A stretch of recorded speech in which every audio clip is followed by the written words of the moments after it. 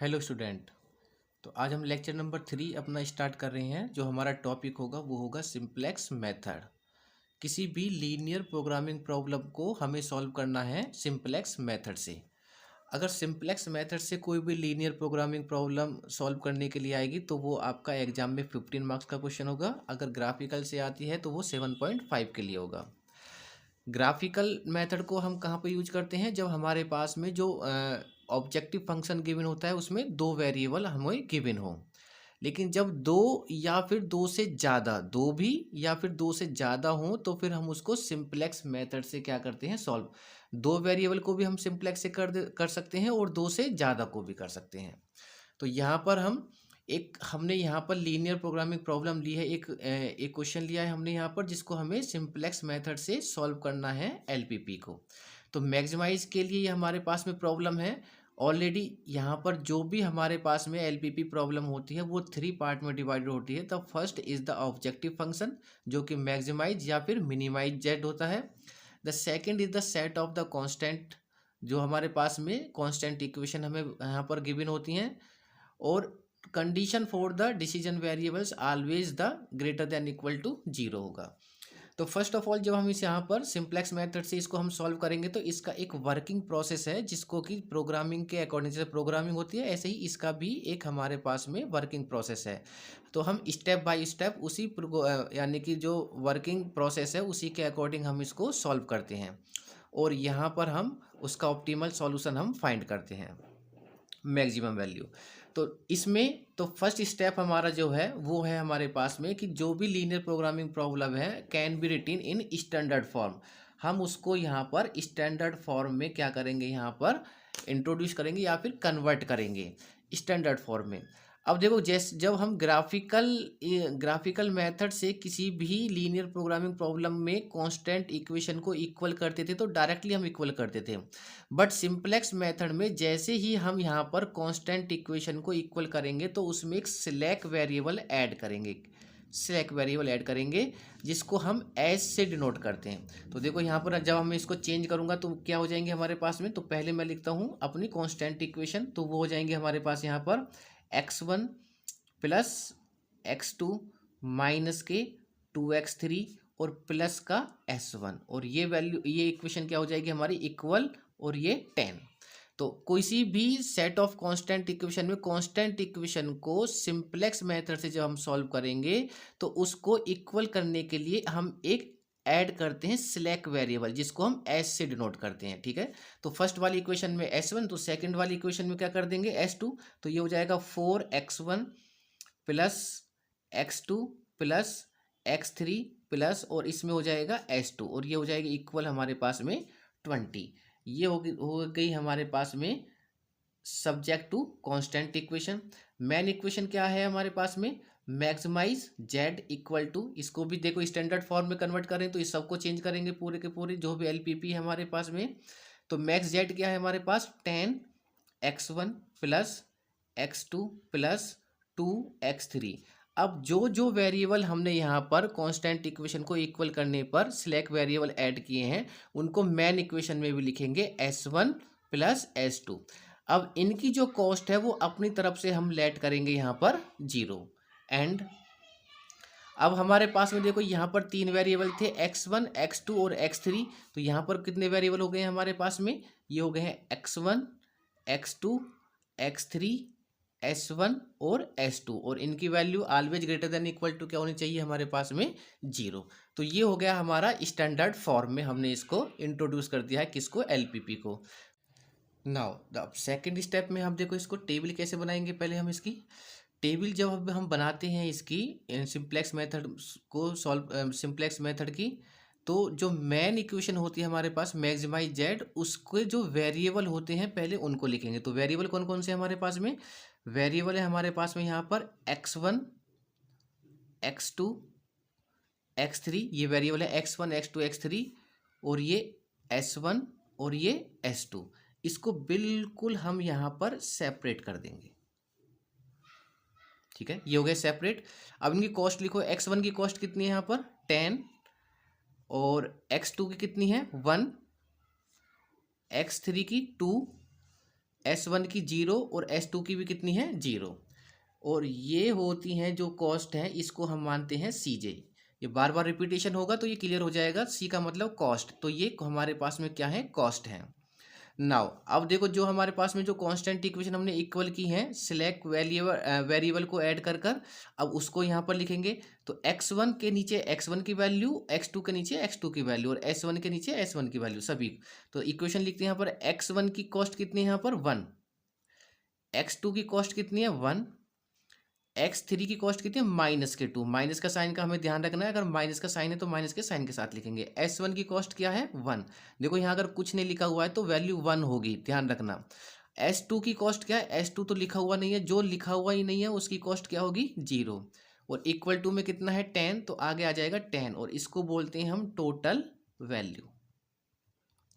तो इस वाले कॉलम का क्या नाम है हमारा, टोटल वैल्यू। अब सेकंड वाली इक्वेशन लिखो, कांस्टेंट इक्वेशन। तो x1 की कॉस्ट कितनी है हमारे पास में 4, x2 की कॉस्ट 1, x3 की कॉस्ट 1, s2 की 1 है तो s2 की 1 है, और s1 कितना हो जाएगा 0, और टोटल वैल्यू कितनी है हमारे पास में 20। अब इसको भी क्या कर दो, यहाँ पर सेपरेट कर दो। ठीक है, ये हो गया सेपरेट हमारे पास में। अब इसमें कौन सा सिलेक्ट वेरिएबल हमने ऐड किया है यहाँ पर, वो है हमारे पास में S1, और इसमें क्या है हमने S2।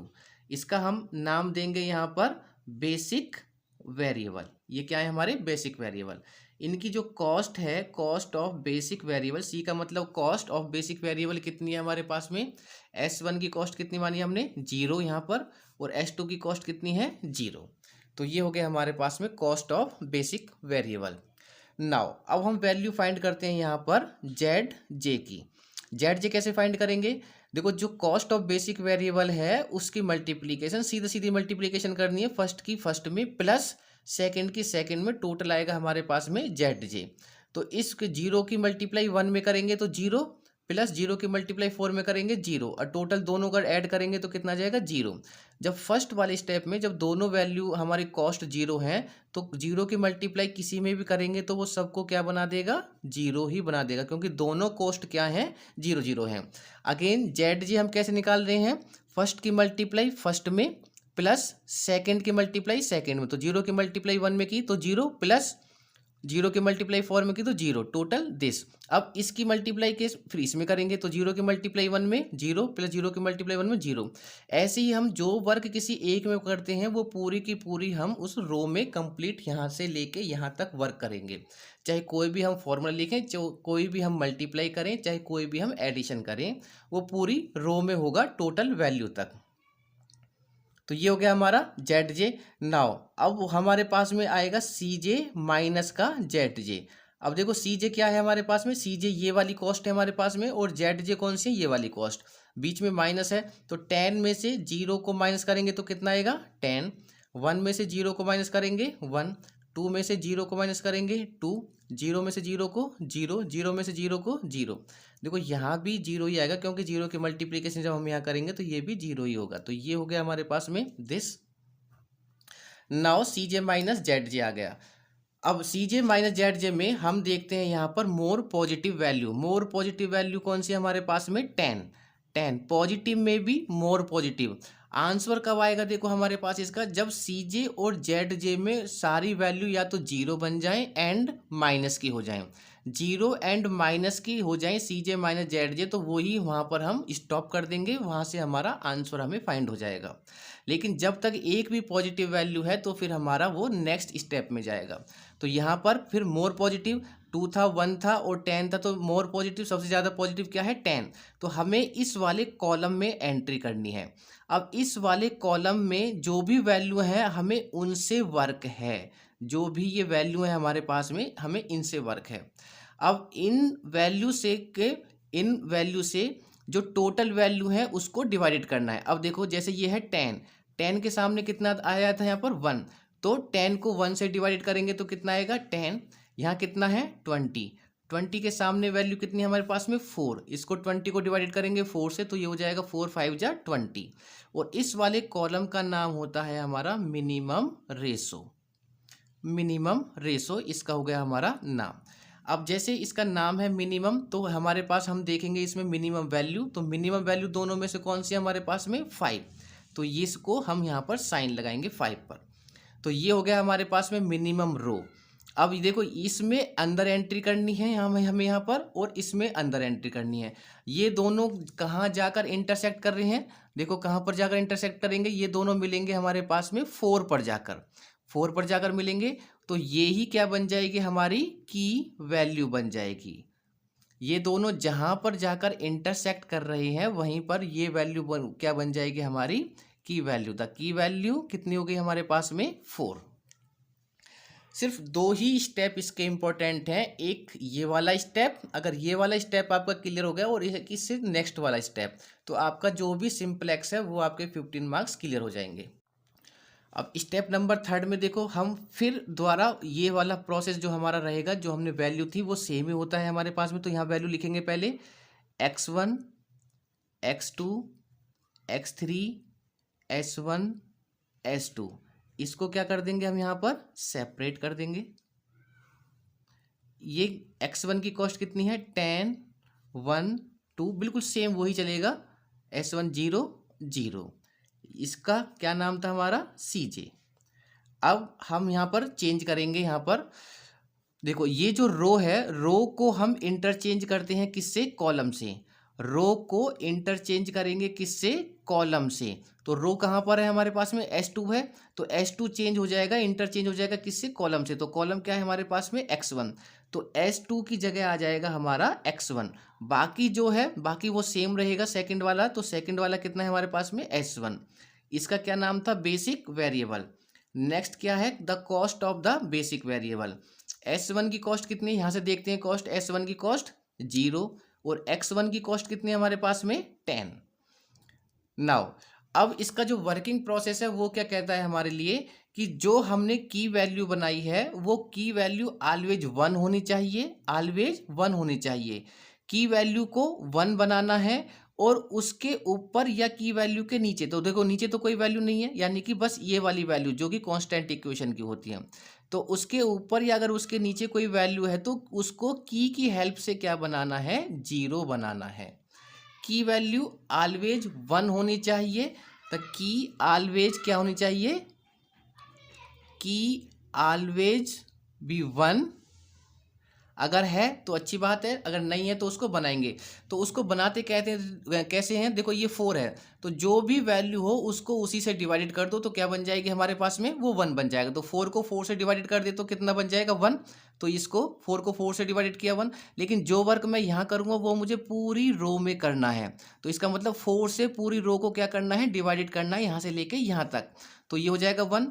x2 की कॉस्ट कितनी हो जाएगी 1/4, यहाँ भी 1 है तो ये भी कितना हो जाएगा 1/4। ये 0 है तो 0/4 कितना हो जाएगा 0। यहाँ 1 है तो ये कितना हो जाएगा 1/4। ये हो जाएगा हमारे पास में 20/4 कितना आ जाएगा हमारे पास में 5। अब देखो की बन गई हमारे पास में 1। अब इस की हेल्प से हमें जो भी वैल्यू है उसको हमें क्या बनाना है, 0 बनाना है। तो यहाँ पर देखो 0 बनाएंगे हम, यहाँ पर कैसे बनाएंगे, यहाँ पर जो भी वैल्यू है इस वाली वैल्यू को की हेल्प से 0 बनाना है, ठीक है। इससे हमें वर्क, अब देखो इससे हमें कोई काम नहीं है, हमने इसको चेंज कर दिया की में 1, तो ये वाली हमारे पास में की वाली वैल्यू ये हैं, अब जितनी भी हैं ओरिजिनल वैल्यू हैं जिनको हमें चेंज करना है, जिनको हमें चेंज करना है। तो देखो इसको, इसके ऊपर तो एक ही वैल्यू है, वो कितनी है हमारे पास में 1 है, तो ये हो गई हमारे पास में 1। अच्छा किसकी हेल्प से बनाना है, की हेल्प से बनाना है, ये हो गया हमारे पास में की, और क्या आना चाहिए हमारे पास में 0।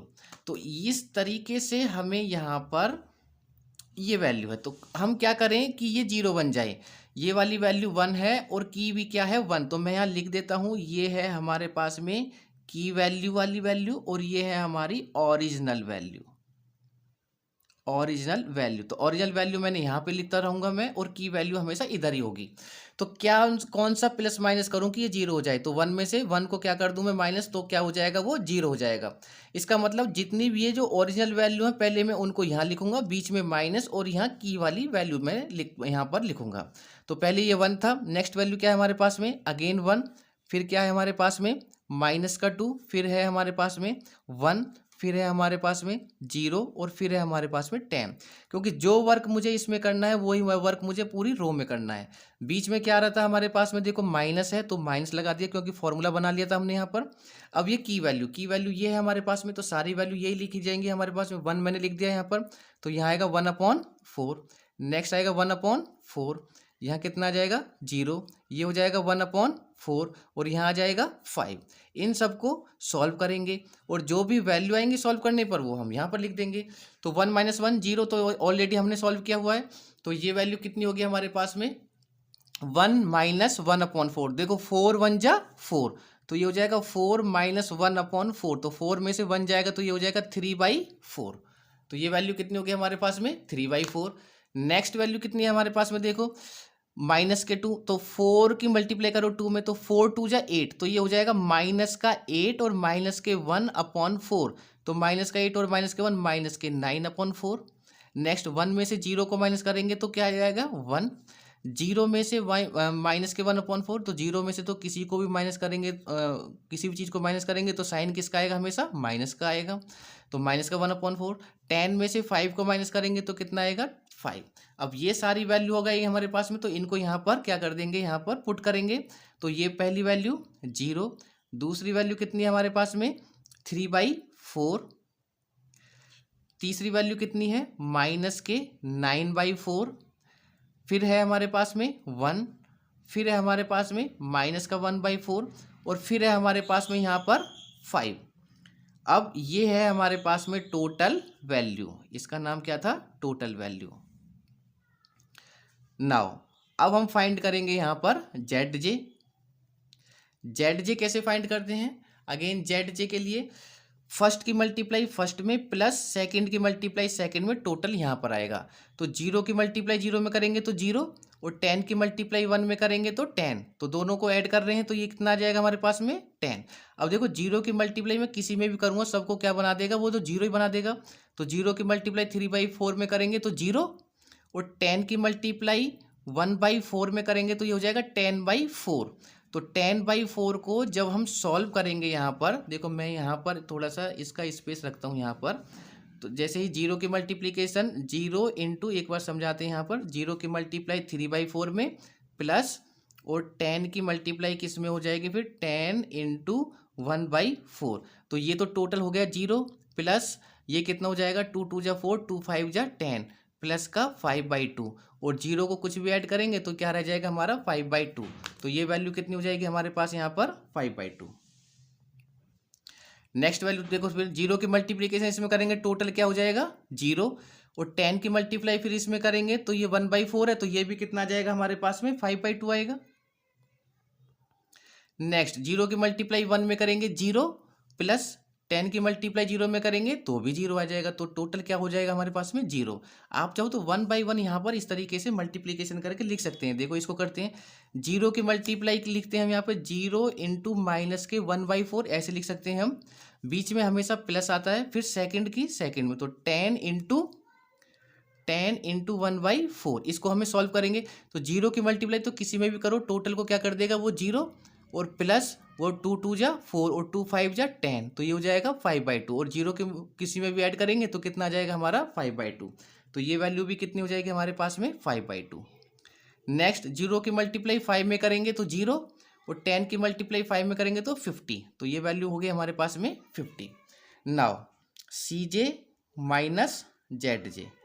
अब CJ माइनस ZJ, CJ ये है और ZJ ये है, चेक करेंगे यहाँ पर। अगर सारी वैल्यू हमारे पास में हमें नेगेटिव और 0 मिल जाती हैं तो हम नेक्स्ट अगले स्टेप पर जाएंगे ही नहीं। तो 10 में से 10 को माइनस करेंगे तो कितना जाएगा 0। 1 में से 5/2 को माइनस करना है, 1 में से 5/2, तो ये है हमारे पास में 1 और ये हो जाएगा माइनस के 5/2। तो सॉल्व करेंगे 2 1 जा 2, तो ये हो जाएगा 2 माइनस और ये 5 को ऐसे लिखेंगे और अपॉन में 2, तो 2 में से 5 को माइनस करेंगे तो माइनस का 3, छोटी में से बड़ी संख्या को माइनस कर रहे हैं और अपॉन में 2, तो ये आ जाएगा हमारे पास में माइनस के 3/2 हो गई ये वैल्यू। नेक्स्ट अब देखो नेक्स्ट वैल्यू क्या है हमारे पास में, 2 में से 5/2 को माइनस करेंगे तो ये हो जाएगा 2 माइनस के 5/2, तो 2 2 जा 4, तो 4 माइनस के 5/2, और 4 में से 5 छोटी संख्या में से बड़ी संख्या को, तो माइनस का 1/2, तो ये वैल्यू कितनी आ जाएगी हमारे पास में, माइनस का 1/2। अब 0 में से 0 को माइनस करेंगे 0, 0 में से 5/2 को माइनस करेंगे, तो 0 में से तो किसी को भी माइनस करो तो हमेशा क्या आएगा, हमारा माइनस का साइन ही आएगा और 5/2 हो जाएगा। ये हो गया हमारे पास में। अब हम यहाँ पर चेक करते हैं कि क्या ये सारी वैल्यू हमारी यानी कि जीरो और नेगेटिव हैं। तो देखो ये नेगेटिव, जीरो, नेगेटिव, नेगेटिव और ये जीरो। तो सी जे माइनस जेड जे में जब हमें ऑल वैल्यू जीरो और नेगेटिव फाइंड हो जाए तो फिर हमें वहाँ पर क्या करना है, स्टॉप करना है। उसके बाद में फिर हम क्या चेक करेंगे, यहाँ पर जो हमारे पास में बेसिक वेरिएबल हैं उनकी वैल्यू हम यहाँ पर चेक करेंगे। तो जो हमारे पास में वैल्यू क्या है भाई, हमारे पास में अगर मैं यहाँ पर वेरिएबल देखता हूँ तो x1 की जो वैल्यू कहाँ पर चेक करेंगे, टोटल वैल्यू में। तो x1 के सामने टोटल वैल्यू कितनी लिखी हुई है हमारे पास यहाँ पर, तो ये हो जाएगी हमारे पास में x1 की टोटल वैल्यू है हमारे पास। तो x1 के सामने लिखा हुआ है 5, तो x1 की वैल्यू हो गई हमारे पास में यहाँ पर 5। और S1 के सामने कितना लिखा हुआ है 5, तो S1 भी कितना है 5 है। और इसको हम हमारी जो स्टैंडर्ड फॉर्म है उसमें आप पुट कर दो यहाँ पर। तो पुट द वैल्यू, अब वैल्यू को जब पुट करेंगे हम यहाँ पर तो ये हो जाएगा हमारे पास में मैक्सिमाइज z इक्वल टू, अब देखो x1 है तो जो वैल्यू गिवन है वो ही वैल्यू हमारे पास जो हमें फाइंड हुई है वो वैल्यू हम यहाँ पर पुट कर देंगे। तो x1 की जगह जैसे ही मैं 5 पुट करूंगा तो ये हो जाएगा 10 × 5, तो ये कितना हो जाएगा हमारे पास में 50। जो वैल्यू नहीं है यहाँ पर उसकी वैल्यू क्या हो जाएगी 0, तो x2 0, x3 0, S1 की जगह अगर मैं क्या लिखूंगा 5, तो S1 की जगह 5 लिखता हूँ तो 5 के मल्टीप्लाई 0 में करूंगा तो भी 0, क्योंकि कॉस्ट 0 है।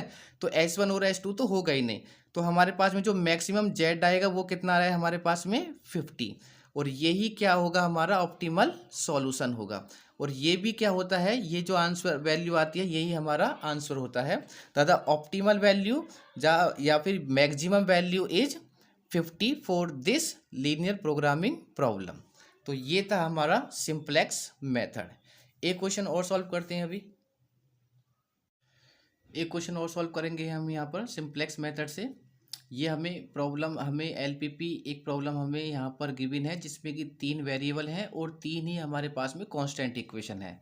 द फर्स्ट इज द, हम इस एलपीपी को हम यहाँ पर कैसे किस में लिख सकते हैं, स्टैंडर्ड फॉर्म में लिख सकते हैं। और स्टैंडर्ड फॉर्म जब हम यूज करेंगे तो जो कांस्टेंट इक्वेशन है उनको इक्वल बनाएंगे। तो उसमें हम क्या करेंगे, एक सिलेक्ट वेरिएबल हम ऐड कर देंगे। तो सिलेक्ट वेरिएबल हम ऐड करते हैं यहाँ पर। तो ये है हमारी कांस्टेंट इक्वेशन। तो फर्स्ट वाली कांस्टेंट इक्वेशन में एक सिलेक्ट वेरिएबल ऐड करते हैं हम यहाँ पर S1। तो ये इक्वेशन कैसे हो जाएगी हमारे पास में इक्वल, और क्या है यहाँ पर 6। सेकंड वाली में क्या ऐड करेंगे हम यहाँ पर S2 को ऐड कर लेंगे तो ये भी इक्वल हो जाएगी। टोटल वैल्यू कितनी हमारे पास में 5। और थर्ड वाली इक्वेशन में क्या ऐड करेंगे हम यहाँ पर S3, और ये वैल्यू कितनी, टोटल वैल्यू कितनी हो जाएगी हमारे पास में 2। तो ये हो जाएंगी subject to the constant equation. अब मेन हमारे पास में क्या है, मैक्सिमाइज जेड। तो मैक्सिमाइज जेड की इक्वेशन कितनी हमारे पास में 5x1 प्लस के 2x2 माइनस के x3। अब हमने यहाँ पर क्या क्या ऐड किया है, जो जो हमने सिलेक्ट वेरिएबल ऐड किए हैं वो मेन इक्वेशन में लिखेंगे हम यहाँ पर S1 प्लस का S2 प्लस का S3, और इनकी जो कॉस्ट है वो अपनी तरफ से हम क्या लेते हैं यहाँ पर 0 0 0। एंड अब हमारे पास में कौन कौन से डिसीजन वेरिएबल हो गए हैं हमारे पास में, एक हो गया x1, x2, x3, s1, s2, s3। And ये जो हमारे पास में डिसीजन वेरिएबल्स हैं always greater than equal to 0। तो ये हो गया हमारा step number first. Now step number second में टेबल बनाएंगे यहाँ पर। तो वो मेन इक्वेशन से बनाते हैं जो मैक्सिमाइज ऑब्जेक्टिव फंक्शन से। तो कौन कौन से वेरिएबल्स हमें यहाँ पर गिवन है, x1, x2, x3, s1। यहाँ से देखेंगे यहाँ पर s1, s2, s3। अब इसको हम क्या कर देंगे, बिल्कुल सेपरेट कर देंगे। और x1 की कॉस्ट यहाँ पर कितनी है 5, तो x2 की कॉस्ट 2, x3 की कॉस्ट क्या है यहाँ पर -1, S1 की 0, S2 की 0 और S3 की भी क्या है 0। इसका क्या नाम देते हैं हम CZ। अब यहाँ पर जो हमारे पास में कांस्टेंट इक्वेशन है उसको यहाँ पर शो करेंगे। तो x1 की वैल्यू क्या है यहाँ पर 1, तो x1 के नीचे 1, x2 की कॉस्ट कितनी है 2, x3 की कितनी है 4, s1 की 1, और अगर s2 और s3 नहीं है तो उनकी कॉस्ट कितनी हो जाएगी 0, टोटल 6। सेम ऐसे ही सेकंड को करेंगे तो ये हो जाएगा हमारे पास में 3, 2 माइनस के 2, यहाँ पर s2 गिवन है तो s2 के नीचे 1 आ जाएगा, बाकी दोनों क्या हो जाएंगे 0 0, टोटल वैल्यू 5। सेकंड इक्वेशन कितनी है हमारे पास में 2 1 3 0 0 1, क्योंकि यहाँ पर s3 गिवन है तो s3 के नीचे 1, बाकी दोनों क्या हो जाएंगे 0। टोटल कॉस्ट कितनी है हमारे पास में 2, तो ये हो जाएगी हमारे पास में टोटल वैल्यू। नाउ अब यहाँ पर बेसिक वेरिएबल, अब बेसिक वेरिएबल कौन कौन से ऐड किए हैं हमने यहाँ पर, तो first is the s1, second के सामने s2 और थर्ड के सामने s3। कॉस्ट हमारे पास लिखनी है हमें यहाँ पर, the cost of basic variable कितनी हो जाएगी हमारे पास में, s1 की कॉस्ट स्टार्टिंग में हम क्या मानते हैं सभी को 0 0 0, ये हमारा कंप्लीट हो गया यहाँ पर। नाउ अब हम फाइंड करेंगे ZJ। अब फर्स्ट स्टेप में तो देखो तीनों वैल्यू 0 है, तो किसी की भी मल्टीप्लीकेशन करो सबको क्या हो जाएगा यहाँ पर 0 ही हमें मिलने वाला है। पहले की मल्टीप्लाई पहले में प्लस दूसरे की मल्टीप्लाई दूसरे में प्लस तीसरे की मल्टीप्लाई तीसरे में, टोटल ZJ, यही फॉर्मूला है। अब जब हम इसमें करेंगे तो फिर इनमें करेंगे, फिर इसमें, फिर इनमें, फिर इनमें, फिर इनमें और फिर इनमें, जो भी वर्क मुझे किसी एक में करना है वो पूरी रो में करना है। ZJ हो गया हमारे पास में। नाउ अब हम फाइंड करेंगे यहाँ पर CZ minus ZZ, CZ minus ZJ। तो CJ क्या है हमारे पास में, ये है, तो CJ है 5 में से 0 को माइनस करेंगे तो कितना हो जाएगा हमारे पास में 5, 2 में से 0 को तो 2, -1 में से 0 को माइनस करेंगे तो कितना हो जाएगा, तो बीच में हमारे पास में माइनस का 1 ही हमें फाइंड होगा यहाँ पर, और 0 में से 0 को 0 0, और ये कितना हो जाएगा हमारे पास में 0। तो ये हो गया है हमारा CJ माइनस ZJ। नाउ अब हम देखेंगे कि क्या ये सारी वैल्यू जो है हमारे पास में 0 और नेगेटिव है, नहीं, 2 वैल्यू पॉजिटिव है। तो अब इनमें देखेंगे मोर पॉजिटिव, तो मोर पॉजिटिव वैल्यू कितनी है हमारे पास में 5, तो यहाँ पर इस वाले कॉलम पर हम साइन लगा देंगे। अब हम इस वाले कॉलम में जब हम ऊपर चलेंगे तो हमारे पास में ये तीनों वैल्यू है, हमें इन वैल्यू से हमें वर्क है। अब इन वैल्यू से टोटल वैल्यू को डिवाइडेड करेंगे, तो ये है 6, 6 के सामने कितनी वैल्यू है 1, तो 6/1, 5 के सामने कितना है 3, तो ये हो जाएगा 5/3, लास्ट वैल्यू कितना है 2, 2/2, तो ये हो जाएगा 2/2 1, 3/5 कितना हो जाएगा 3 1 जा 3, ये हो जाएगा पॉइंट, और ये हो जाएगा 2, तो 3 6 जा 18, 18 2 तो 1.66, ये चलता रहेगा कंटिन्यू, और 1 को जब 6 से डिवाइड करेंगे तो ये कितना हो जाएगा 6। तो यहाँ पर इस वाले कॉलम का क्या नाम था हमारे पास में, मिनिमम रेशो। अब जब मिनिमम की बात है तो इसमें जो मिनिमम वैल्यू है वो क्या है हमारे पास में 1, तो ये वाला हमारे पास में रो हो गई। तो ये रो है और ये कॉलम है हमारे पास, दोनों कहाँ जाकर मिलने वाले हैं हमारे पास में, दोनों इंटरसेक्ट कर रहे हैं 2 पर, और यही क्या होगी हमारी की वैल्यू। तो यहाँ लिखेंगे की वैल्यू हमारे पास में कितनी हो गई 2। द नेक्स्ट प्रोसेस इज, हमें की वैल्यू को 1 बनाना है और उसके ऊपर या नीचे जो भी वैल्यू है उनको 0 बनाना है, किसकी हेल्प से, की हेल्प से। यही हमारा क्या है वर्किंग प्रोसेस है। तो थर्ड स्टेप हम स्टार्ट करते हैं यहाँ पर, तो थर्ड स्टेप स्टार्ट करेंगे। अब देखो थर्ड स्टेप में हम जो पहला वाला जो हमारा प्रोसेस है वो सेम ही रहता है, ऊपर वाली वैल्यू तो हमें सेम ही लिखनी है। तो वो है हमारे पास में यहाँ पर x1 x2 x3 s1 s2 s3, इसको हम क्या कर देंगे, बिल्कुल सेपरेट कर देंगे यहाँ पर। अब इनकी कॉस्ट लिखेंगे यहाँ पर, तो x1 की कॉस्ट कितनी है हमारे पास में यहाँ पर 5, 2 माइनस के 1 0 0 0, तो ये वाली वैल्यू हो गई हमारे पास में, तो ये हो गया, और इसको ही हम क्या नाम देते हैं यहाँ पर CJ।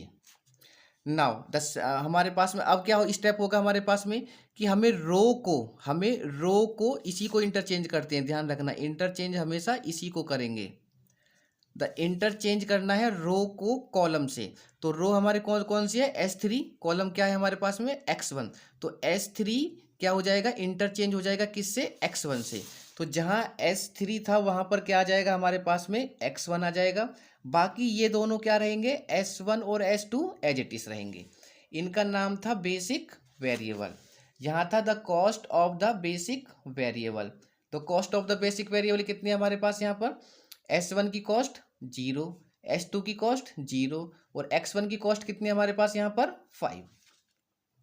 नाउ इंटरचेंज हो गया। अब इंटरचेंज में इसके बाद में हमें जो की वैल्यू है उसको 1 बनाना है, की को 1 बनाना है, और उसके ऊपर की वैल्यू को की की हेल्प से क्या बनाना है, 0 बनाना है। तो पहले की को हेल्प बनाओ, 2 को 1 कैसे बनाएंगे भाई, उस वैल्यू को उस वैल्यू से डिवाइडेड कर दो। तो 2 को 2 से डिवाइडेड करेंगे तो ये क्या बन जाएगी, की वैल्यू 1।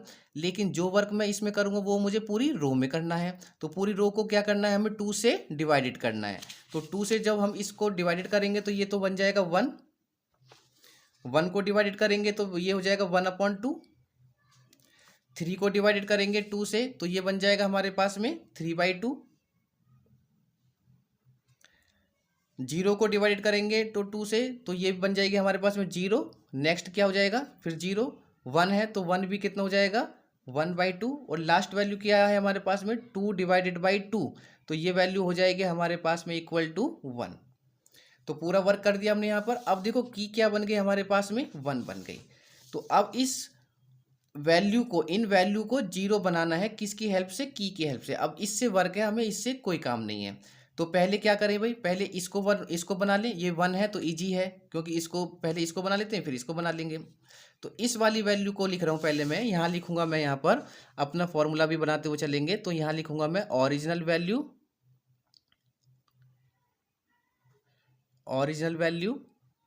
और ये हो जाएगी हमारी की वैल्यू। अब ओरिजिनल वैल्यू कितनी है हमारे पास में, किस में वर्क कर रहा हूँ, इस वाले 1 की बात हो रही है, ठीक है, इस वाले 1 को। तो ये वैल्यू लिखी मैंने यहाँ पर ओरिजिनल के नीचे 1। और किसकी हेल्प से बनाना है, की हेल्प से। की तो हमारी कितनी है, 1 है।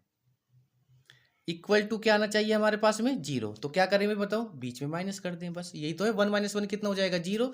तो यहाँ पर पहले सारी वैल्यू लिख लेता हूँ मैं, जिसको मुझे चेंज करना है। तो सारी वैल्यू ये है हमारे पास में 1 2 4 करके।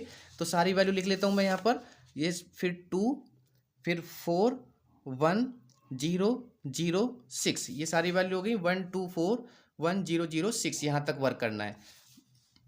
बीच में माइनस है तो माइनस लगा देंगे यहाँ पर। ये तो हमने फॉर्मूला बनाया है।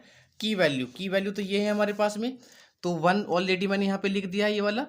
अब नेक्स्ट क्या, इसमें लिख भी देते हैं की वाली वैल्यू है। तो ये कितना है, इसके आगे 1/2, ये है 3/2, ये वैल्यू आएगी 0, ये वैल्यू 0, ये वैल्यू आएगी 1/2, और ये वैल्यू आएगी हमारे पास में 6 में से माइनस करेंगे, इसी वैल्यू होगी हमारे पास में 1, ये वाला 1।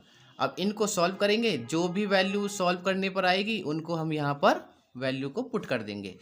तो 2 में से 2 - 1/2, तो 2 2 जा 4, 4 में से 1 जाएगा तो ये कितना बन जाएगा हमारे पास में 3/2। 4 - 3/2, 2 4 जा 8, 8 में से 3 को माइनस करेंगे तो कितना हो जाएगा हमारे पास में 5/2।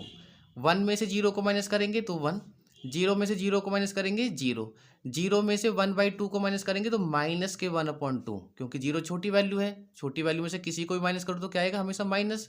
6 में से 1 को माइनस करेंगे तो ये वैल्यू कितनी हो जाएगी हमारे पास में, ये वैल्यू हो जाएगी 5। तो ये सभी वैल्यू आ गई। इन सब वैल्यू को यहाँ पर S1 में हम वैल्यू पुट कर देंगे। तो ये वैल्यू हो जाएंगे हमारे पास में 0 3/2 5/2 1 0 माइनस के 1/2, और लास्ट वैल्यू होगी 5, और इसका नाम क्या था हमारा, टोटल वैल्यू। नाउ अब S2 वाला करते हैं, ठीक है, इसको भी करते हैं चेंज यहाँ पर। तो जब इसको चेंज करेंगे फिर अगेन इधर ओरिजिनल वैल्यू, इधर की वैल्यू, और इधर सॉल्व करेंगे। तो देखो की वैल्यू तो हमारे पास में 1 है, इसकी 1 की हेल्प से करना है ना हमें। इसके ऊपर कितनी वैल्यू है, इसके ऊपर थी 3, इसको हमें चेंज करना है, ठीक है, इसको हमें 0 बनाना है 3 को। तो मैंने ओरिजिनल के नीचे लिखा 3। अब ये है 1। अब बताओ ऐसा कौन सा फॉर्मूला बनाऊं जिससे कि ये 0 हो जाए। अब सीधा सीधा देखो, सिंपल होता है, जो भी वैल्यू इधर हो उसमें उतने की मल्टीप्लीकेशन कर दो 1 में। की वैल्यू में उतने की मल्टीप्लाई कर दो और बीच में क्या लगा दो, माइनस, क्योंकि ये दोनों वैल्यू क्या हो जाएंगी, इक्वल हो जाएंगे। हम इसीलिए इसको 1 बनाते हैं। तो जो भी वैल्यू यहाँ हो उसमें 1 में उसकी मल्टीप्लाई कर दो और बीच में माइनस कर दो, तो क्या हो जाएगा, 0। अब यहाँ पर टोटल ये जो 3 है ना, ये फॉर्मूले का हो गया। अब मुझे हर किसी वैल्यू में 3 की मल्टीप्लीकेशन करनी होगी, जो भी मैं यहाँ की वैल्यू लिखूंगा। यहाँ पर पहले ओरिजिनल वैल्यू लिख लेते हैं। तो ये सारी वैल्यू क्या है, 3 है, तो ये सारी वैल्यू ओरिजिनल वाली लिख लेता हूँ। तो 3, फिर है नेक्स्ट वैल्यू है हमारे पास में 2, नेक्स्ट वैल्यू अगेन माइनस का 2, फिर है 0, नेक्स्ट 1, 0 और ये है 5। बीच में आ रहा है हमारे पास में माइनस, तो मैंने माइनस लगा दिया यहाँ पर। अब की वैल्यू ये है हमारे पास में 1, तो ये वैल्यू कितनी हो जाएगी, 1/2। अगेन लास्ट अगेन क्या है, 3/2, फिर है 0, फिर है 0, फिर है 1/2 और फिर है 1। अच्छा, इसमें कितने की मल्टीप्लीकेशन है, 3 की, तो सब में फिर 3 की मल्टीप्लाई भी कर दो, सब में 3 की मल्टीप्लाई, क्योंकि ये तो हमने फॉर्मूला बनाया ना, तो ये तो सब में 3 की मल्टीप्लीकेशन हो गई फॉर्मूले के। अब इसको जब भी सॉल्व करेंगे तो जो भी वैल्यू आएंगी उसको हम यहाँ पर वैल्यू निकाल कर फाइंड करके पुट कर देंगे। अब इसको सॉल्व करते हैं भाई, 2 माइनस के 1/2 इंटू 3, तो ये हो जाएगा हमारे पास में, देखो ये है 2 माइनस के 3 की मल्टीप्लाई 1 में करेंगे तो ये हो जाएगा 3/2। तो यहाँ से सॉल्व करेंगे, 2 2 जा 4, 4 में से 3 जाएगा तो ये वैल्यू बनेगी हमारे पास में 1/2। नेक्स्ट देखो 3 3 जा 9, तो ये वैल्यू माइनस के 2 माइनस 3 3 जा 9/2, तो 2 2 जा कितना हो जाएगा 4, तो माइनस का 4 और माइनस का 9 और अपॉन में 2, 9 और 4 कितने हो जाएंगे, माइनस का 13/2। नेक्स्ट वैल्यू देखो, 0 की मल्टीप्लाई 3 में करेंगे 0 और ये भी 0, तो टोटल क्या हो जाएगा 0। 0 की मल्टीप्लाई 3 में करेंगे 0 और 1 में से 0 को माइनस करेंगे 1, 0 माइनस 3/2 और उसमें क्या हो जाएगा, माइनस के 3/2, क्योंकि 0 में से माइनस करेंगे तो 3/2 होगा, वो भी माइनस का। 5 माइनस के 3, तो 5 में से 3 को माइनस करेंगे तो 2। ये सभी वैल्यू हैं, इनको पुट करेंगे अपने S2 में, तो ये वैल्यू हो जाएंगे हमारे पास में 0, 1/2, माइनस के 13/2, 0, 1, माइनस के 3/2 और ये हो जाएगा 2। नाउ ये वाली वैल्यू हो गई हमारे पास में। अब हमें फाइंड करना है यहाँ से ZJ, तो ZJ फाइंड करेंगे। ZJ कैसे फाइंड करते हैं, सेम, पहले की मल्टीप्लाई पहले में, दूसरे की मल्टीप्लाई दूसरे में, तीसरे की मल्टीप्लीकेशन थर्ड में। बीच में क्या आता है फॉर्मूले में, वो हमारे साइन के अकॉर्डिंग, अगर यहाँ नहीं है तो फिर प्लस प्लस प्लस ही आता है। तो 0 की में 0 करेंगे 0, इसमें 0 और 5 की मल्टीप्लाई 1 में करेंगे तो कितना आ जाएगा 5। अब देखो 0 की मल्टीप्लीकेशन मैं इसमें करता हूँ, किसी में भी मल्टीप्लीकेशन करो तो 0 आ जाएगा।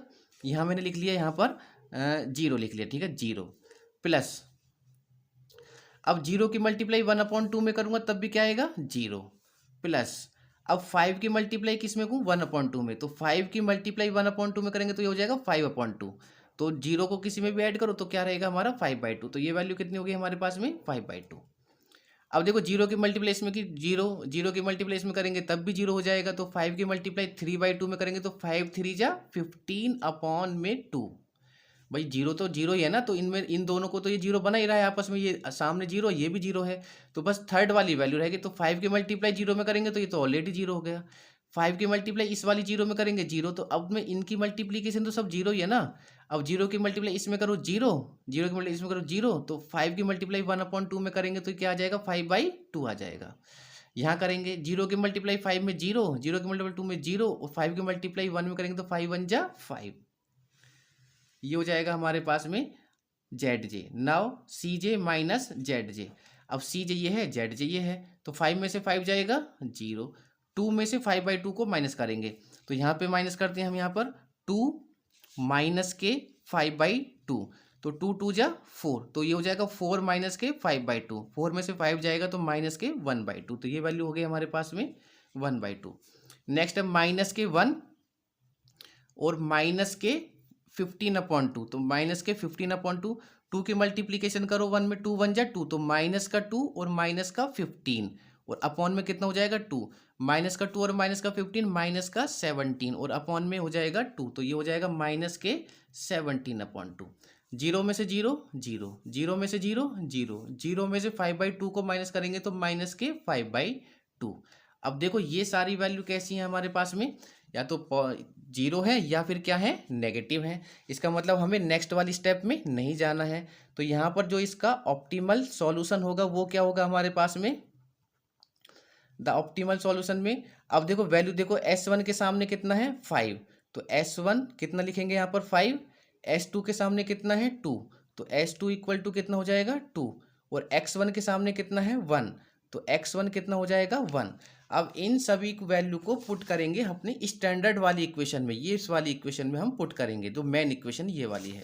तो यहाँ पर जब हम पुट करेंगे तो कितना आ जाएगा हमारे पास में, देखो मैक्सिमाइज Z इक्वल टू, ये है 5x1, तो x1 की वैल्यू तो है हमारे पास में, तो 5 इंटू 1 हो जाएगा, प्लस 2 इंटू x2 नहीं है तो जीरो, x2 की वैल्यू जीरो पुट करेंगे जीरो, x3 भी क्या हो जाएगा जीरो, S1 5 है तो लेकिन 5 की मल्टीप्लीकेशन जब हम जीरो में करेंगे जीरो, तो S1 S2 S3 की वैल्यू कुछ भी रखो आप, वो सब जीरो ही होंगे क्योंकि जीरो की मल्टीप्लीकेशन होगी।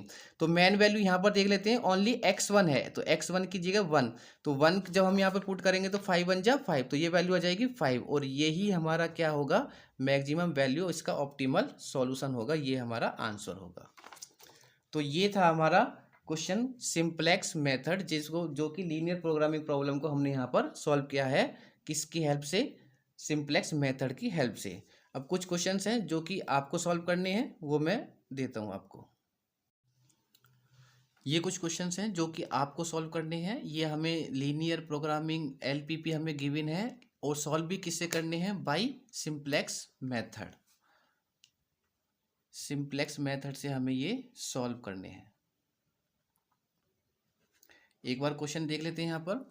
देखो मैक्सिमाइज प्रॉब्लम है दो वेरिएबल की, यानी कि दो वेरिएबल को हम ग्राफिकल से भी कर सकते हैं और सिंप्लेक्स से भी कर सकते हैं। सिंप्लेक्स की खासियत है कि वो दो वेरिएबल हो, तीन वेरिएबल हो, वो सबको सॉल्व करता है। तो ये दो वेरिएबल के लिए है, कांस्टेंट इक्वेशन का सेट गिवन है XY greater than equal to 2, तो इसको हम स्टैंडर्ड फॉर्म में कन्वर्ट करेंगे, तो ऐड करेंगे यहाँ पर सिलेक्ट वेरिएबल, तो S1 और S2 को हम इसमें ऐड कर देंगे, उसके बाद अगेन वही प्रोसेस होगा। मैक्सिमाइज Z है, इसमें तीन वेरिएबल हैं और तीनों वेरिएबल हमें ऑलरेडी यहाँ पर लेस देन है, तो हमारे पास में एक में S1, एक में S2 और एक में S3 को हम यहाँ पर ऐड करेंगे। फिर मेन इक्वेशन में S1 S2 S3 और उनकी कॉस्ट अपनी तरफ से हम क्या लेट करके चलते हैं, जीरो। फिर हमारे पास में 6 वेरिएबल हो जाएंगे तीन की जगह, तो वो हमारे condition of decision value always greater than equal to zero. Third question में भी हमारे पास में तीन वेरिएबल हैं XY और Z, तो कांस्टेंट इक्वेशन जो है हमारे पास में XY है। देखो यहाँ पर जितने वेरिएबल हैं हमारे पास में, कांस्टेंट इक्वेशन भी उतने ही वेरिएबल की होनी चाहिए, नहीं है तो समझ लो कि उस वाले वेरिएबल की वैल्यू जीरो है, तो उसको हम यहाँ पर शो कर सकते हैं। कैसे लिख सकते हैं हम यहाँ पर, देखो तो मैं इस वाली वैल्यू को क्या लिख सकता हूँ, यहाँ पर ये है 2x प्लस का 3y, तो अपनी तरफ से मैं लिख सकता हूँ इसको 0z less than equal to 8।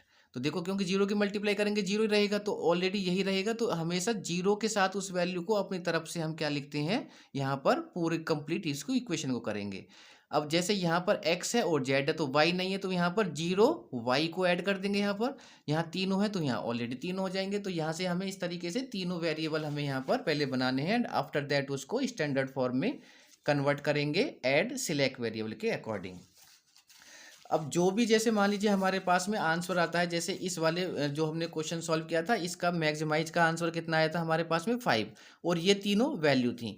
Answer को चेक करने का सीधा सीधा रूल है कि आप इन तीनों वैल्यू को एक कांस्टेंट इक्वेशन में पुट करके देख लो। यहाँ पर जैसे ये वाली इक्वेशन है, तो हमारे पास जो वैल्यू आई वो S1 की वैल्यू 5, S2 की 2, तो इसमें देखो S2 तो इसमें है ही नहीं, तो S2 है नहीं तो जीरो हो जाएगा। S1 की वैल्यू कितनी है 5 आई थी, तो यहाँ मैं लिखता हूँ 5, x3 कुछ भी नहीं है जीरो, x2 कुछ भी नहीं है जीरो, और x1 की वैल्यू कितनी है 1, तो यहाँ पे 1 और यहाँ पर 5, 1 और 5 कितना हो जाएगा 6, किसी में भी पुट करके देख लो यहाँ पर। अब इसमें S2 की वैल्यू गिवन है 2, तो इसमें देखो हम S2 की वैल्यू 2 गिवन करते हैं तो ये 2 हो जाएगा, और x1 की वैल्यू कितनी है 1, तो 3 और 2 5। तो किसी भी एक इक्वेशन में जो कि कांस्टेंट इक्वेशन है, इक्वल इक्वेशन में, इन वैल्यू को पुट करके जैसे आप देखोगे तो आपको पता लग जाएगा कि वो इसके इक्वल होनी चाहिए। अगर वो इसके इक्वल हैं तो आपका आंसर क्या है वहाँ पर करेक्ट है, अगर इक्वल नहीं हो रही है तो समझो आपका जो आंसर है कहीं ना कहीं उसमें कुछ प्रॉब्लम आ गई है, तो कहीं ना कहीं उसकी कैलकुलेशन में कुछ आपने गलती कर दी है। तो ये था किसी भी मैक्सिमाइज में हम किस तरीके से आंसर को चेक करते हैं। तो ये हमारा जो टॉपिक था सिंप्लेक्स मेथड, ये यहाँ पर फिनिश होता है। Next topic now the topic is duality. तो किसी भी लीनियर प्रोग्रामिंग प्रॉब्लम को अब हम चेंज करेंगे उसको डुअलिटी में। तो देखो इसके एक तो डायरेक्टली हम करेंगे, इसके दो रूल से करेंगे, और एक हम करेंगे यहाँ पर मैट्रिक्स की फॉर्म में। तो दोनों एक ही क्वेश्चन करते हैं यहाँ पर। तो फर्स्ट जो हम करेंगे वो करेंगे हम मैट्रिक्स की फॉर्म में। तो जब इसको मैट्रिक्स की फॉर्म से हम इसमें डुअलिटी को किस तरीके से डुअलिटी में इसको चेंज करेंगे जो हमारे पास गिवन है लीनियर प्रोग्रामिंग प्रॉब्लम। तो देखो मेन क्या है हमारे पास में, पहले हम यहाँ पर करेंगे let A be a matrix.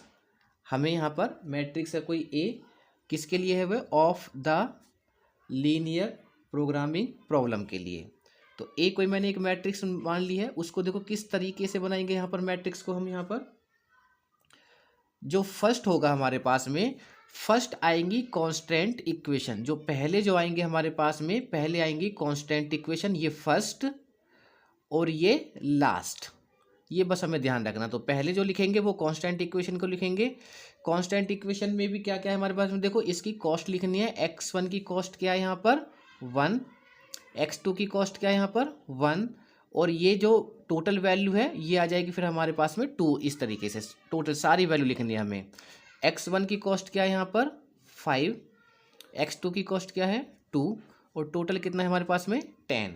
Third equation क्या है हमारे पास में 3, और x2 की कॉस्ट 8, और टोटल कितना है हमारे पास में 12। नाउ ये तो हो गया फर्स्ट, और लास्ट में क्या लिखेंगे हम, हमारे पास जो इक्वेशन है x1 की कॉस्ट क्या है हमारे पास में 5, x2 की 3, और यहाँ पर इसको मानेंगे हम 0। अपनी तरफ से हम इसको हमेशा क्या रखेंगे 0 रखेंगे अगर हमारे पास में थर्ड वैल्यू है। तो ये हो गई हमारे पास में मैट्रिक्स। नाउ सेकेंड स्टेप में हम करेंगे इसका ट्रांसपोज। जब हम ट्रांसपोज करते हैं तो ट्रांसपोज को ए ट्रांसपोज के नाम से जानेंगे। और ट्रांसपोज कैसा होता है, हमें चेंज करना है रो को कॉलम में, हम इंटरचेंज करते हैं। जो हमारे पास में रो में लिखा हुआ है उसको हम किस में लिखेंगे, कॉलम में। तो फर्स्ट वाली रो क्या है 1 1 2, तो इसको हम लिख देंगे हम यहाँ पर किस में, कॉलम में। सेकेंड रो क्या है 5 2 10, तो ये हो जाएगा 5 2 और ये हो जाएगा 10। थर्ड है हमारे पास में 3 8 12, और फोर्थ है हमारे पास में 5 3 और 0, और ये हो गई हमारे पास में इसका ट्रांसपोज। अब ये जो ट्रांसपोज है इसी से हमें मिलने वाला है क्या, डुअलिटी। तो देखो जब हम इसका डुअल कर रहे हैं यहाँ पर, जो डुअलिटी के लिए जब हमारे पास में लीनियर प्रोग्रामिंग प्रॉब्लम क्या होगी, जो लास्ट वाली होती है वो हमेशा हमारे पास में क्या होगी, ऑब्जेक्टिव फंक्शन होगा। लास्ट वाला क्या होगा, ऑब्जेक्टिव फंक्शन, और जो ऊपर होगा लास्ट से ऊपर वो होगी हमारी कांस्टेंट्स इक्वेशन। तो ये होंगी कांस्टेंट। तो पहले अगर मैं ऑब्जेक्टिव लिखता हूं तो ऑब्जेक्टिव कितना है हमारे पास में, देखो ऑब्जेक्टिव में भी अगर मैक्सिमाइज है तो वो चेंज हो जाएगा हमारा किस में, मिनिमाइज में। तो हमारी जो प्रॉब्लम थी वो क्या थी हमारे पास में, मैक्सिमाइज। तो ये हमारे पास में किस में चेंज हो जाएगी, हमेशा मिनिमाइज। अगर मिनिमाइज है तो मैक्सिमाइज में चेंज हो जाएगी। तो ये हो जाएगा मिनिमाइज जेड। लास्ट वाला ऑब्जेक्टिव फंक्शन है तो ये हो जाएगा हमारे पास में 2, इसको एक्स वाई में लिख लेते हैं, 2x plus 10y plus 12z, ये हो जाएगा हमारे पास में 12z हो गया हमारे पास। और 0 है तो 0 को तो हम यहाँ पे शो करेंगे नहीं। Now subject to constant equation, subject to constant हो जाएंगे हमारे पास में ये इक्वेशंस। तो ये वाली जो वैल्यू है वो क्या हो जाएंगी, सब्जेक्ट टू कांस्टेंट। तो फर्स्ट क्या है, जैसे 1 है तो ये हो जाएगा हमारे पास में 1x लिखो या फिर ओनली x लिखो, ये हो जाएगा हमारे पास में 5 है तो 5y प्लस ये हो जाएगा 3z। और लास्ट वाली जो वैल्यू होती है वो हमेशा किसकी वैल्यू होती है, टोटल जो हमारे पास में वैल्यू होगी। मिनिमाइज है तो हमारे पास हमेशा ग्रेटर देन इक्वल टू होगा, और ये वैल्यू हो जाएगी हमारे पास में 5 टोटल वैल्यूज़।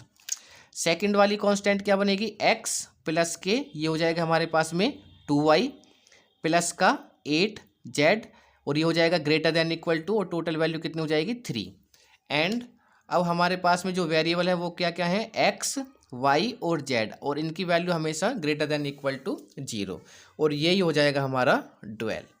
तो डुअल को जब भी हम यहाँ पर किसी भी लीनियर प्रोग्रामिंग प्रॉब्लम को जब हम डुअल में कन्वर्ट करेंगे तो मैट्रिक्स फॉर्म में हमेशा नीचे वाली जो वैल्यू होती है हमारे पास में ये हमेशा किसका रहेगा, ऑब्जेक्टिव फंक्शन का होगा। ये ध्यान रखना है हमें, सबसे नीचे ऑब्जेक्टिव फंक्शन होगा और ऊपर हमेशा को क्या रहती है हमारे पास में कॉन्स्टेंट्स कॉन्स्टेंट्स जितने भी होंगे, जितने भी कॉन्स्टेंट है वो ऊपर होगी, नीचे ऑब्जेक्टिव। और जब हम इसका ट्रांसपोज कर देंगे तो उसके बाद भी सबसे नीचे क्या मिलेगा हमें, ऑब्जेक्टिव, और उससे जितनी भी ऊपर सारी जितनी भी हमारे पास में होंगी सभी कॉन्स्टेंट्स होंगी। एक क्वेश्चन और कर लेते हैं इसका। नाउ तो ये क्वेश्चन है हमारे पास, find the dual problem of the following LPP. ये हमें ड्वेल करना है, मिनिमाइज है तो मैक्सिमाइज, मैक्सिमाइज है तो मिनिमाइज। फर्स्ट हमने क्या किया था यहाँ पर, पहले हम मानेंगे लेट, इसको मैट्रिक्स मानेंगे तो A be a matrix of linear programming problem के लिए ये मैट्रिक्स है, तो ए मैट्रिक्स बनाएंगे। यहाँ पर मैट्रिक्स में क्या होता है, सिर्फ दो ही पार्ट में होगा, constant equation and objective function. पहले हमें ऑब्जेक्टिव फंक्शन, सॉरी पहले हमें कांस्टेंट इक्वेशन लिखनी है और लास्ट में क्या आएगा हमारे पास में, ऑब्जेक्टिव फंक्शन। तो पहले लिखते हैं यहाँ पर कांस्टेंट क्या है, एक्स वाई और जेड।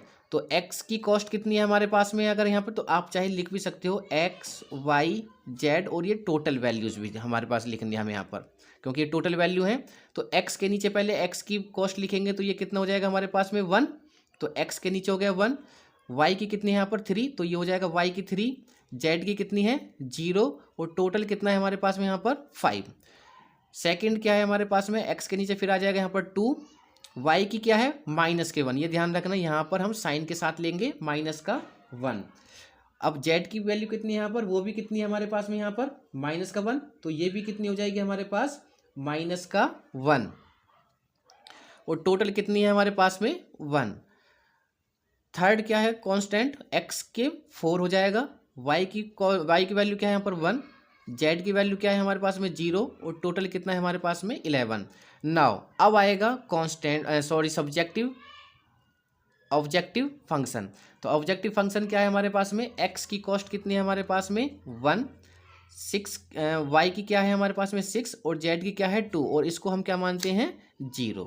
ये हो गया। तो ये वाली जो इक्वेशन है हमारे पास में लास्ट जो है वो कहाँ से मिलती है हमें, ऑब्जेक्टिव फंक्शन से, और ये बाकी जो सभी मिलेंगी वो किससे मिलेंगी हमें, कांस्टेंट से।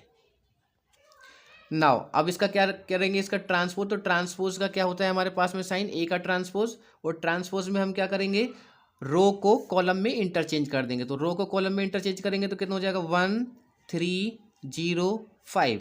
सेकेंड रो क्या है हमारे पास में 2 -1 -1 1। थर्ड है हमारे पास में 4 1 0 11। अब लास्ट वाली रो क्या है 1 6 2 0, तो 1 6 2 0, ये भी हमने किस में कन्वर्ट कर दिया यहाँ पर, कॉलम में। नाउ अब यहीं से हमें क्या फाइंड होने वाला है, ड्वेल। अब ये ड्वेल में हमारे पास ये हमारा ऑब्जेक्टिव है, और ये तीनों क्या है हमारे पास में कॉन्स्टेंट्स हैं। तो पहले जब हम इसका ड्वेल करेंगे यहाँ पर, तो ड्वेल के लिए हमारे पास मिनिमाइज प्रॉब्लम थी, तो क्या हो जाएगी यहाँ पर maximise Z equal to, last में होती है तो ये वाली वैल्यू होगी हमारे पास में। तो ये क्या है हमारे पास में यहाँ पर 5, यहाँ पर एक्स वाई जेड है तो हम x1 x2 और x3 कर लेंगे, तो 5x1 प्लस 1 है तो 1x2 प्लस 11x3, और 0 तो हम शो ही नहीं करेंगे, तो यहाँ पर 0 को शो नहीं करते हैं। अब है हमारे पास में कॉन्स्टेंट्स, तो ये हो जाएगा सब्जेक्ट टू कांस्टेंट हो जाएगा। अब सब्जेक्ट टू कांस्टेंट में ये सब ऊपर वाली कांस्टेंट है, तो पहले क्या है हमारे पास में x1, तो 1x1 plus 2x2 plus 4x3। अब मैक्सिमाइज है तो ये क्या होगा लेस देन, और ये हो जाएगी हमारी टोटल वैल्यू। सेकंड क्या है हमारे पास में 3x1, अब माइनस है तो माइनस का साइन आ जाएगा, 2x2 1 है तो 1x3, और ये लेस देन इक्वल टू, ये कितना हो जाएगा 6। थर्ड क्या है 0, तो 0 लिखो यहाँ पर 0x1, माइनस है तो माइनस का साइन आएगा, 1x2, 0 है तो प्लस का 0x3, और ये हो जाएगा हमारे पास में यहाँ पर less than and equal to total 2।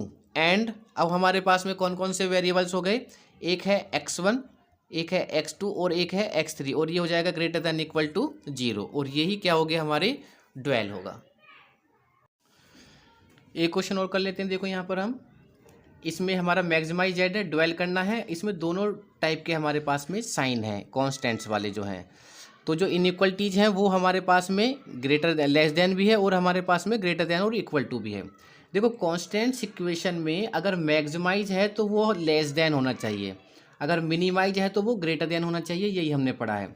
तो अगर हमारे पास में मैक्सिमाइज है तो ये दोनों के दोनों कैसे होने चाहिए, लेस देन इक्वल टू। तो हमें जितने भी इनइक्वलिटीज हैं उनके साइन को हम बिल्कुल सेम करेंगे मैक्सिमाइज के अकॉर्डिंग। तो पहले तो इसको करो मैक्सिमाइज के अकॉर्डिंग, तो ये है maximise Z equal to 2x plus का 3y subject to the constant हो जाएंगे क्या हमारे पास में, ये तो ठीक है 2x प्लस का 3y less than equal to 7। और देखो जब हम इसके लिए इनइक्वलिटीज को चेंज करते हैं तो इनइक्वलिटी चेंज कैसे होगी, अगर हम माइनस की मल्टीप्लाई कर दें दोनों तरफ तो ये इनइक्वलिटीज क्या हो जाती है, चेंज हो जाएगी। बोथ साइड क्या करेंगे, माइनस की मल्टीप्लिकेशन। तो जब माइनस की मल्टीप्लिकेशन करेंगे तो ये x कैसा हो जाएगा, माइनस का x, 2y कितना हो जाएगा, माइनस का 2y, और ये इनइक्वलिटीज बदल जाएगी ग्रेटर देन इक्वल टू से लेस देन इक्वल टू, और ये हो जाएगा हमारे पास में माइनस का 5। एंड अब हमारे पास में जो वेरिएबल है वो क्या है, x और y greater than equal to 0। अब हमें क्या करना है, इसका ड्वेल करना है। अब ड्वेल के लिए तो हम क्या करेंगे, इसमें फिर लेट कर लेते हैं। लेट जो a था हमारे पास में, ए बी ए मैट्रिक्स है हमारे पास में, किसके लिए है, फॉर लीनियर प्रोग्रामिंग प्रॉब्लम। तो पहले a के लिए बना लेते हैं यहाँ पर। तो पहले ऑब्जेक्ट कॉन्स्टेंट्स आएंगे, तो कॉन्स्टेंट x और y है, तो ये हो जाएगा 2, y का क्या है 3, टोटल क्या है हमारे पास में 7। यहाँ करेंगे इसका x का कितना हो जाएगा, माइनस का 1, y का माइनस का 2, और टोटल कितना हो जाएगा, माइनस का 5। नाउ अब आएगा ऑब्जेक्टिव फंक्शन। ऑब्जेक्टिव फंक्शन क्या है, x की कॉस्ट कितनी है 2, y की कितनी है 3, और ये हम क्या करेंगे, लेट यहाँ पर 0। अब इसका हमें क्या करना है, ट्रांसपोज। तो जैसे ही ट्रांसपोज करेंगे तो रो को कॉलम में इंटरचेंज कर देंगे, तो ये हो जाएगा 2 3 7। सेकेंड रो है वो हो जाएगी -1 -2 माइनस का 5। थर्ड रो हो जाएगी 2 3 और 0। अब यहाँ से जो ड्वेल निकलेगा हमारे पास में वो क्या होगा, ड्वेल हो जाएगा जो लास्ट वाला है वो हमारा ऑब्जेक्टिव फंक्शन हो जाएगा, और ऊपर क्या हो जाएंगे हमारे पास में कॉन्स्टेंट्स। तो पहले ऑब्जेक्टिव लिखते हैं, मैक्सिमाइज है तो ये क्या हो जाएगा, मिनिमाइज जेड इक्वल टू ये 7, ये x और y में है तो हम, आप चाहो तो x1 x2 ले लो या फिर y1 y2 ले लेना। तो 7 x1 माइनस है तो माइनस का हो जाएगा 5 x2, 0 तो हम लिखेंगे नहीं। Subject to the constant equation, ऊपर वाली दोनों हो जाएंगी, तो ये हो जाएंगे हमारे पास में 2x1 माइनस है तो माइनस का x2, मिनिमाइज है तो ग्रेटर देन इक्वल टू हो जाएगा, और टोटल क्या हो जाएगा हमारे पास में 2। ये जो वैल्यू है ये होंगी हमारी टोटल वैल्यूज़, ये जो वैल्यू है ये क्या हो जाएंगे, हमारी टोटल वैल्यूज में आएंगी। सेकंड कॉन्स्टेंट्स क्या बनेगी हमारे पास में, 3x1 माइनस है तो माइनस का 2x2, greater than equal to, minimise के लिए ग्रेटर देन का साइन होना चाहिए और मैक्सिमाइज के लिए लेस देन और इक्वल टू का। तो ये हो जाएगा हमारे पास में 3, एंड x1 और x2 is greater than equal to 0। यही क्या कहलाएगा, हमारा ड्वेल कहलाएगा। अब देखो अगर हम, ये तो ऑलरेडी हमने कर दिया यहाँ पर, अगर हम देखते हैं डायरेक्टली यहाँ पर इसको करें, देखो डायरेक्टली कैसे सॉल्व करते हैं हम इसको ड्वेल में। सबसे पहले जब भी हम इसका ड्वेल करेंगे तो ड्वेल में जो मैक्सिमाइज है वो क्या हो जाएगा, हमारा मिनिमाइज। ये तो सभी को पता है कि मिनिमाइज हो जाएगा। अब ये जो मिनिमाइज की जो हमारे पास में जो ऑब्जेक्टिव फंक्शन बनता है वो कहाँ से बनेगा, तो ये बन जाता है हमारा ऑब्जेक्टिव फंक्शन। तो ये बन जाएगा हमारा ऑब्जेक्टिव फंक्शन, ऑब्जेक्टिव फंक्शन। तो ऑब्जेक्टिव फंक्शन बना लेते हैं पहले यहाँ पर। तो 7 है तो ये हो जाएगा 7, यहाँ पर xy है तो x1 कर लेते हैं, 7x1, और माइनस आ रहा है तो माइनस का 5x2। अब सब्जेक्ट टू द कांस्टेंट इस इक्वेशन होंगी, तो यहाँ लिख देते हैं s.t। अब वो इक्वेशंस कहाँ से मिलेंगी, वो मिलेंगी हमारे पास में इस वाले कॉलम से। ये हो जाएंगे हमारी कांस्टेंट्स इक्वेशन, ये हो जाएंगे फर्स्ट कांस्टेंट, और ये वाला क्या हो जाएगा हमारा सेकंड कांस्टेंट्स। ये फर्स्ट कांस्टेंट, ये सेकंड कांस्टेंट। तो पहले फर्स्ट कांस्टेंट लिख लेते हैं यहाँ पर। तो 2x है तो ये हो जाएगा 2x1, क्योंकि हमने x1 और x2 माना हुआ है। सेकंड क्या है, -x, तो पहले तो माइनस लिखो, और ये हो जाएगा x2, ये हो जाएगा हमारा x2।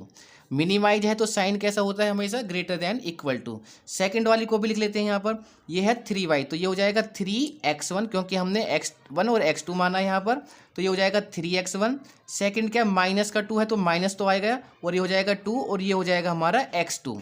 मिनिमाइज है तो ग्रेटर देन इक्वल टू। अब ये टोटल वैल्यूज कहाँ से मिलेंगी, टोटल वैल्यूज मिलेंगे हमारे पास यहाँ से मिलेगी हमें टोटल वैल्यू। अब देखो टोटल वैल्यू यहाँ पर जो फर्स्ट वैल्यू क्या है वो है 2, तो पहली वाली के लिए कांस्टेंट के लिए, सेकंड है 3, तो ये हो जाएगा 3। एंड अब हमारे पास में जो वेरिएबल है वो है x1 और x2 greater than equal to 0, और यही क्या कहलाता है हमारा ड्वेल। अब देखो इन दोनों को अगर हम मैच करते हैं तो 7x1 माइनस का 5x2, 2x1 minus x2 greater than equal to 2, 3x1 minus 2x2 greater than equal to 3, and x1 and x2। आप चाहो तो ये जो मैट्रिक्स वाला है मैट्रिक्स वाले से करो, चाहे आप इसको डायरेक्ट कर देना, नंबर आपको उतने ही मिलेंगे जो कि हैं हमारे 7.5 किसी भी सिंप्लेक्स को जब हम ड्वेल में चेंज करते हैं। तो ये था हमारा टॉपिक ड्वेल, जो कि यहाँ पर फिनिश होता है। अब हमारा नेक्स्ट टॉपिक होगा transportation problem. Okay, thank you. ये एक्सरसाइज के क्वेश्चन है जो कि आपको करने हैं, ड्वेल फाइंड करना है आपको इन क्वेश्चंस का।